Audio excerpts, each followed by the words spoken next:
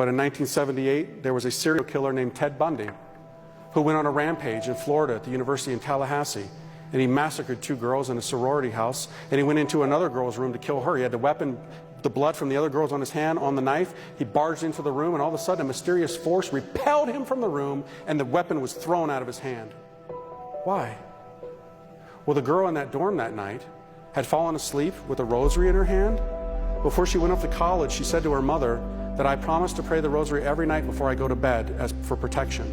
Well, that night, as often happens, if you try and leave it to the end of the day, you're going to fall asleep. She fell asleep.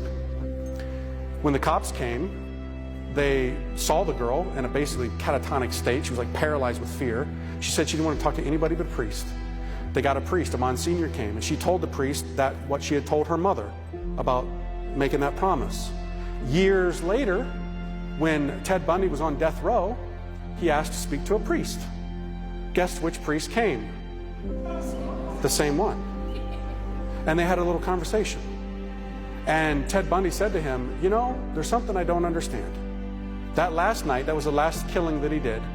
I had killed those 2 girls, and I went into the other room, and some force threw me out of the room and threw the weapon out of my hand. Can you explain that to me?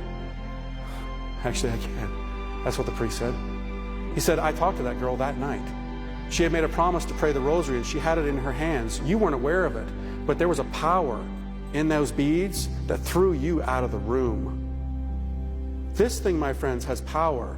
Saints of old would simply lay it on people who were possessed, and demons would shriek out of them. You know, today we look at this and we say, oh, that's just nonsense. No, it's not nonsense. This thing is a sword, my friends, a sword.